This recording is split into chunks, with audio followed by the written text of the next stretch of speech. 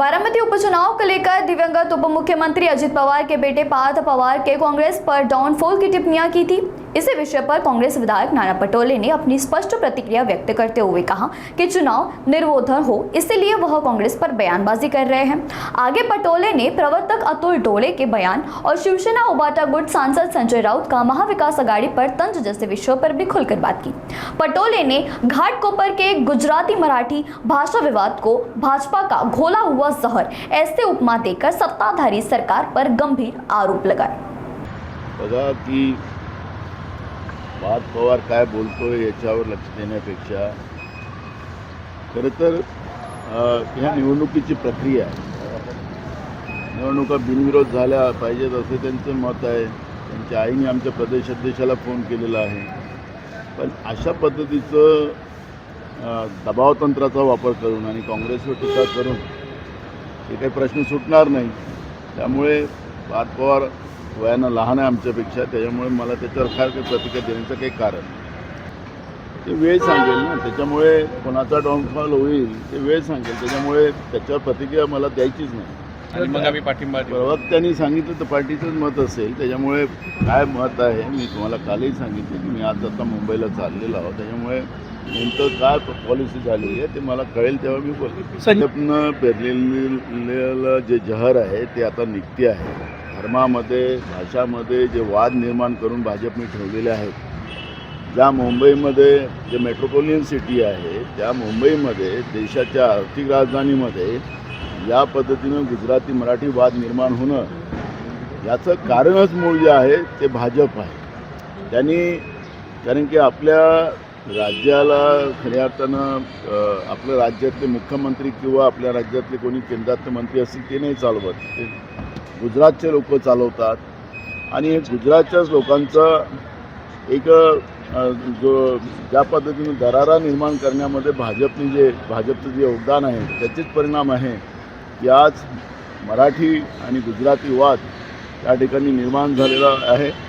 काँग्रेसच्या काळात असा कुठलाही वाद कधी झालेला नाही, पण भाजपने पेरलेलं हे विष आहे की आज भाषाच्या वादावर महाराष्ट्रात आणि मुंबईमध्ये ते पेटत आहेत ना। त्याला माननीय सुप्रीम कोर्टाने अनेकदा सांगितलं की हे सगळे फास्ट ट्रॅकमध्ये हे सगळे निकाली काढावेत, जे गुन्हेगार असतील त्यांच्यावर कारवाई झाली पाहिजे।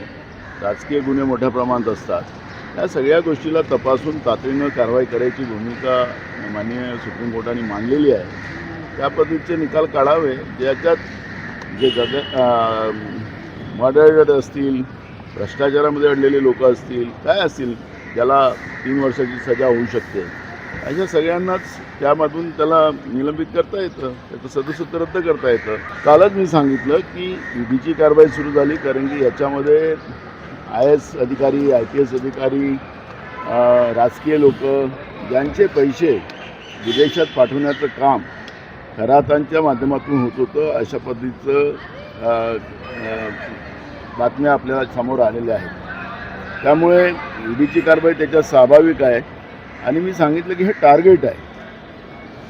अशोक खरात जे आहेत याला हे टार्गेट आहे, बाकीचं त्याच्यामध्ये राजकीय एक मोठ्या खेळी होणार आहे आणि ते तुम्हाला पुढच्या काळात पाहायला मिळेल। आता पोलिसांना का भेटत नाही ती, महाराष्ट्राचं पोलीस एवढं कमजोर झालं काय, किंवा गृहमंत्रालय याला कारणीभूत आहे का, ह्या सगळ्या गोष्टी मी तुम्हाला सांगितलं काल, पण आणि आजही इशारा करतो की हे अशोक खरात प्रकरण हे साधं नाही आहे।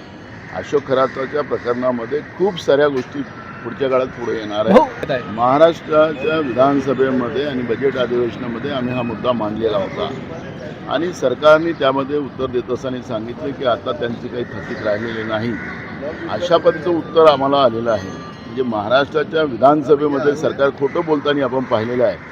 जवळपास 89,000 कोटीचं देणं हे कॉन्ट्रॅक्टरचं आहे आणि ते कॉन्ट्रॅक्टरलाच आता आंदोलन करावं लागतं। अनेक कॉन्ट्रॅक्टरनी आत्महत्या केलेली आपण पाहतो आहे।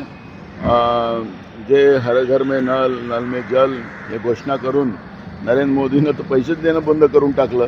त्यामुळे काही कॉन्ट्रॅक्टरचे प्रॉब्लेम आहेत, बांधकाम विभागाचे कॉन्ट्रॅक्टरचे वेगळे प्रॉब्लेम आहेत आणि या महाराष्ट्रामध्ये कोणीच आता सुखी नाही, अशा पद्धतीची परिस्थिती आज निर्माण झालेली आहे। हो ऐन उन्हाळ्यात होणारच आहे, कारण की सरकारजवळ पैसे नाही, सरकार बोंबा मारते आहे, आमच्याजवळ भरपूर आहे आणि या पैसे नसल्यामुळे आता हे सगळे प्रश्न निर्माण झालेले आहे. कॉन्ट्रॅक्टरचे पैसे नाही, धान उत्पादकाचे द्यायला पैसे नाही, कापूस उत्पादकाचे द्यायला पैसे नाहीत, सोयाबीन उत्पादकांचे पैसे द्यायला नाही, कांदा उत्पादकाचे वेगळे प्रश्न आहेत. महाराष्ट्रामध्ये शेतकरी असो की कॉन्ट्रॅक्टर असो, यांची जी परिस्थिती निर्माण झालेली आहे त्याचं कारण आहे की राज्याची तिजोरीमध्ये दिवाळा या सरकारने काढलेला आहे, हे त्याच्यातून स्पष्ट होतं.